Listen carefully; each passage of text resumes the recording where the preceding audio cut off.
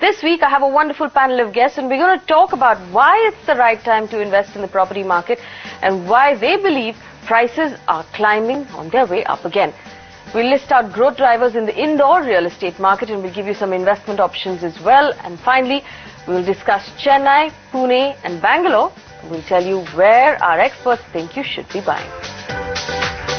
All right, joining us today on the show, Pranay Vakil, Chairman of Faron Consultancy. Pranay, it's been a while. We finally got you into the studio. I'm very glad. Also, as always, from Delhi, Jayashree Karup, Head of Content and Research at magicbricks.com. Jayashree, as always, a pleasure to have you on the show. All right, so we've spent the last few months talking about the weakened property market in India, especially in our big cities. We talked about demand that was low, inventory that was piling up, and builders who were offering discounts. We're here today because our experts tell us all of that will soon change. And you and I, as investors and home buyers, should now move quickly if we have any hope at all of taking advantage of the current softness in prices. We're going to find out why they believe that and which markets really are seeing the most change in those demand numbers. Pranay, I want to come to you first. Is this true that builders are now gearing up to perhaps increase prices over the next 1 year by 15 or 20% to make up for lost time? Yes, this is the best time of the year to really sell residential property. Why is that? It's before the schools reopen. If you want to make a change, this is the best time to make a change.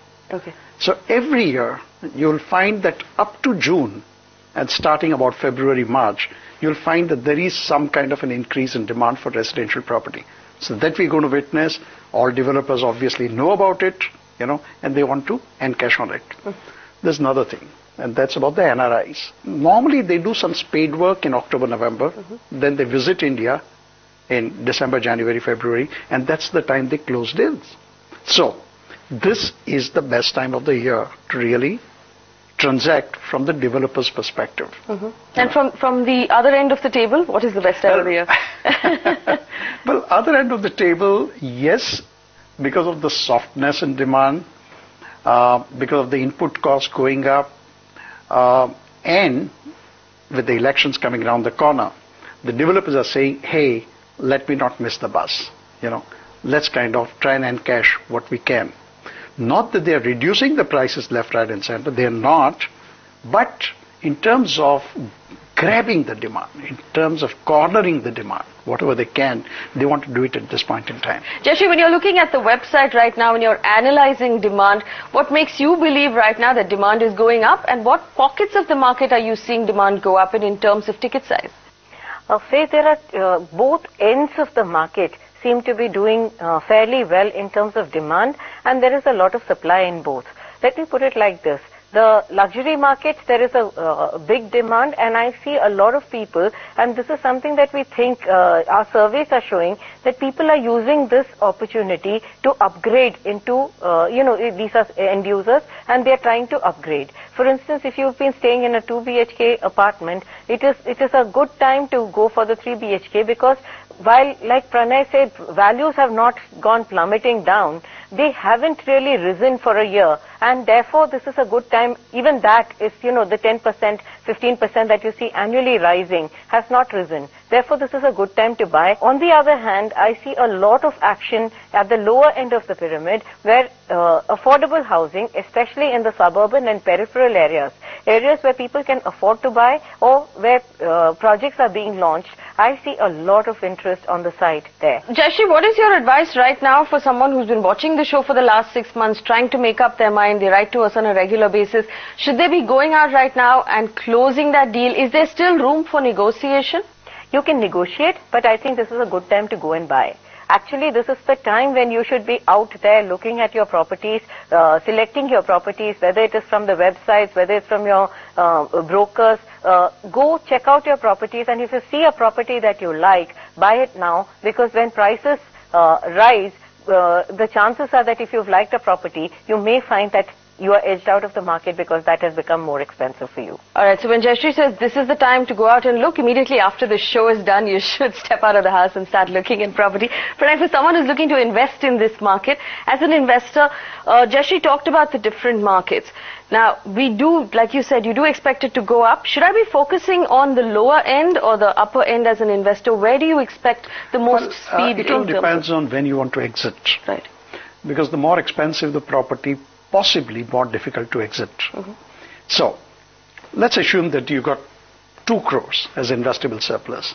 It might make sense for you to buy 4 properties of 50 lakhs each, and then exit more easily than to buy 1 property of 2 crores each. I think to spread your bets is the best thing to do. And there's something which I want to add to what Jayashree said, that if you are looking for property, try and look for a ready property. Okay. With 23% of the stock that's unsold, it is possible for you to go select what you want, look for the key that you want, and then do it. Because then all the ifs and buts of buying are eliminated.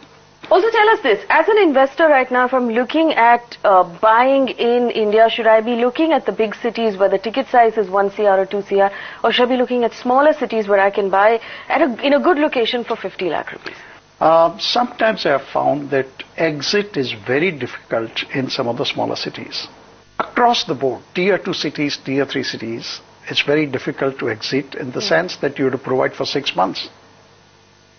Whereas in good locations, in tier 1 cities, you can possibly exit in 2 months. All right, of all of the tier 1 cities, which one is your favorite right now? Which one are you most bullish on? I would say the western suburbs of Mumbai continue to grow. They've grown in value in the past. The closer you are to the tracks, the closer you are to the infrastructure, it's the best. All right, so you're the first guest to say Mumbai instead of Bangalore, and you're the first to say West Mumbai instead of East Mumbai. Jayashree, I also want to ask you this. You did say there is room for negotiation, but a lot of our viewers write in to tell us that one of the things that they look for is a builder with a reputation to deliver, and those builders are not offering negotiations at this point. They're not open to negotiating their rates. So what should we do when we're choosing? Should we be willing to pay that extra premium and right now close a deal with a reputed builder? If you find the right property, Faye, I would say yes. If the builder has a certain value, there is a secondary market sale of the same property that is at a much lower price, which is why I keep coming back to do your research, talk to your brokers, find out the same property on the websites as well, because chances are that you may find the same property at a lower price, even very, very premium properties from developers such as DLF in Gurgaon. I see that the secondary market, there are very good deals coming into the market. That is where you should be negotiating. All right, so negotiate, look for builders or look for buildings that are almost complete. And of course, Pranay, they're telling us that he's a little partial to the western suburbs of Mumbai. We have a few questions I'd like to answer. Maruti has written in, he wants to buy a 3-bedroom apartment in Hyderabad with a budget of 50 lakh rupees. Please give him some options. Jayashree, do you have options for him? 50 lakh rupees, 3 bedrooms in Hyderabad. Where can he find it? You know, Faye, Hyderabad is one city where we are extremely bullish on. Prices seem to have more or less bottomed out. I don't think it's going any lower than this. And at 50 lakh, he has plenty of options for a 3 BHK apartment. You have Kompalli, Manikonda, Kukatpalli, Uppal, Nizampet, a lot of options where he can buy properties from about 1,400 to about 2,000 square feet apartments. He needs to spend between 32 lakh to about 48-50 lakh, and he should be able to get good apartments. All right, Hyderabad market options. Do you have something to add to that, Pranay, for Hyderabad? I would say that if you can add a few lakhs and go for Banjara Hill, it's more than a few lakhs to enter Banjara Hills at 3 bedrooms. Maybe you then going for 2 bedroom instead of 3. See, if you are an investor, if you want it to really appreciate very fast, then there's nothing like some of the very good locations there, traditionally very good. I mean, over the period they have appreciated. Now remember, last week we talked about Indore, and a lot of our guests pinpointed it as one of the strongest investment options in Tier 2 cities right now. This week we'll continue our focus on Tier 2, and I want to talk about Indore, find out what the key growth drivers are and where you and I should be shopping if we're looking to invest. First, let me bring in Avan, who will give us a quick wrap of prices in Indore, and then we'll come back and talk about it. Thanks for that, Faye. Well, residential prices in the Tier 2 city of Indore have witnessed a steady up move over the last 2 years. The commercial hub of Super Corridor has witnessed a meager 4% rise in its property prices over the last 1 year. Homes in this locality are currently priced at 1,925 rupees per square foot. On the other hand, AB Road, a major national highway, has witnessed a 26% rise in prices in just 2 years. Homes in this locality are also priced at 1,925 rupees per square foot. The fast developing suburb of Vijayanagar has seen a 10% growth in property prices over the last 2 years. The home prices here are currently quoting at 2,725 rupees per square foot compared to 2,475 rupees per square foot in 2011. The posh neighborhood of Nepanya has witnessed a 17% rise in the property prices over the last 2 years. Homes here are currently quoting at 2,750 rupees per square foot, one of the most expensive localities in Indore. Property prices in the residential hub of Mahalakshmi Nagar have risen by 19% over the last 2 years. The homes here are currently priced at 2,300 rupees per square foot compared to 1,925 rupees per square foot in 2011. With that, it's back to you, Faye. All right, Avan, thank you for that update. Jashi, I'm going to come straight to you. When you're looking at Indore right now, where are you seeing demand, and which pockets of Indore do you think will receive the best infrastructure going forward? Indore is one of my favorite cities and I always back it. If I look at the top 5 localities from the residential point of view, I think the Super Corridor is something that I see a lot of demand in. Super Corridor because there are distinct economic drivers that are planned in the city. There is IT, there is manufacturing, there's a lot of development that has been planned, and therefore the residential pockets are doing well there. Another area that I see, the AB Road, the Mahalakshmi Nagar, the Bypass Road and Nepanya, these are the 5 top localities from my website where I see a lot of demand in Indore. Alright, so I love the sound of a neighborhood that's called Super Corridor. Well, like we've learned on this show over the last few months, wherever there's IT, and we know Wipro and Infosys have picked up massive land parcels in Indore, is that the area we should be focusing on as investors, wherever there is IT? All that I will add to what Jayashree said is, closer you are to Infosys, closer you are to TCS, on the Super Corridor, the better off you are. Because they've got large presence over there. So that's one segment, one side.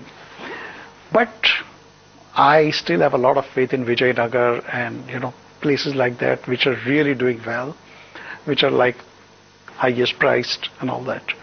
The third segment in Indore would be the AB bypass. Lots of hotels are coming up there. Maybe 7 to 8 5-star hotels are coming up one 32-kilometer road, which is the AB bypass. And even if you look at the developers, I think 4 or 5 very large developers have presence there. I would ask the investor, is he taking a medium-term view or a short-term view? What should be the ideal view for Indore? In a medium term, I think AB bypass and all that, would really appreciate because of the hotel's presence and the development. It's going to be a 6-lane road. So it's going to be really, and we've seen that wherever there's infrastructure coming up, anything which is surrounding that. We've seen that in Pune, for example. So I have a lot of faith in that in the medium term. They have put 2015 as a deadline for completing that 6-lane road. Let's assume it goes by 1 or 2 years here and there. Therefore, it's a medium term. In the short run, I would still say that the Super Corridor or the MR12, it's a good area, or Vijayanagar, like I told you about. I mean, those are also good areas to invest in. Alright, so when you say medium term, you mean 5 to 7 years? I would say 5 years. 5 years, all right. Jayashree, very quick question to you. Since Pranay just mentioned Pune, there are a lot of investors who are looking to just put some money away for a few years, for whom Pune has become expensive. The ticket sizes are fairly high right now. Would you recommend they look at Indore instead? I would, you know. It's a personal prejudice, but I would. I would say that Indore is a good market. Put your money there, hold it for some time, and rest assured, you are likely to get returns. All right, with that personal prejudice, yes. I just want to add one thing, that both these cities are driven by IT. Right. But there is more presence of IT in Pune than there is in Indore. So if it's driven by IT, it's driving Pune more than it's driving Indore. All right. So if you're looking to buy a home in Indore, here are some options put together by our experts. If you are looking for a home in Indore, here are some options. Apollo DB City by Dainik Bhaskar and Apollo Group, Balaji Skies by Shikhar Housing, Sky Luxuria by Sky Earth, Belmont Park by IBD Space. Right, we have a question, in fact, from someone who wrote in about Indore. Sudeep has written in. He wants to buy a plot of land in Indore with budget of 10 lakh rupees. Jayashree, where can he buy a plot of land for 10 lakh rupees in Indore? Many places. On the super corridor, you get a 800 to 900 square feet plot for about 6 to 8 lakhs. In Sukhalia, you're getting a 400 square feet plot for about 6.5 lakh. In Khandwa Road, you're getting about a 600 to 1100 square feet plot, again 4.5 to 7.5 lakh. Bypass Road, 750 square feet plot for about 6 lakh. You can also get a 1000 square feet plot for about 11 lakhs in Aerodrome Road, and Betma is another place where I see, in about 5.5 lakhs you can get plots. Lot of plotted options in Indore, and these are all actively traded markets, which is why I can get it off my website. Well, we have a question from Ariko who's written in. He wants to buy an apartment in Chennai. He's an NRI with a budget of 60 lakh rupees. He's narrowed down his choices to the Allianz Orchid Springs, Purva Swan Lake and Arun Excelio. Now, he wants to know which of these locations will give him steady rental returns and a good resale value. Jayashree, which location would you give a tick mark to? I would say that he can get, these are all properties where he should be able to get a good rental return. I would put my bet on the GST Road. He should be able to get a good rental return there. But Purva Swan Lake and Alliance Orchid, once it's completed, I think he should be able to get. These are all, he's actually done his homework, and these are places where he can get a good rental return. All right, so Jayashree is approving all of those choices. Let's take another question. Dr. A. Harish has written in. He's an NRI. He wants to buy a 3 or 4 bedroom apartment in Pune with a budget of 80 lakh rupees. Please give him some options. Now, before we went into break, you talked to us about how you think Pune will do better than Indore. Someone who's looking to buy in Pune, an NRI, so he obviously will want something that's solid because he can't keep coming down to manage it. What would you like him to focus on? Well, Pune, to my mind, is a very peculiar market. The distinction or the difference in pricing between a brand new product and a slightly 2-3-year-old product is so big that it always makes sense to go in the secondary market and buy. Let me give you an example. Is that because the architecture is so different on the new products in Pune right now? I mean, it is something which I've not been able to understand fully, but let me tell you that take North Main Road, for example. If you were to buy a brand new product over there, maybe it would cost you between 10 and 15,000, depending upon the developer. On the same street, on the same road, if you were to buy a property in the secondary market, sometimes in the same building, or sometimes in a building which might be 5, 10, 15 years old, you might get it for 50% less. So, I would recommend to the NRI that do your homework a little more. Try and identify a property in the secondary market. So do your research if you're an NRI. I'm going to take one more question. Swapnil has written in. He wants to invest in an apartment in Bangalore with a rate of 3,500 to 4,500 rupees a square foot, investment horizon of 5 to 7 years. Such a typical investor has not specified how many bedrooms, has not specified location. He only knows he wants to stay invested for 5 years.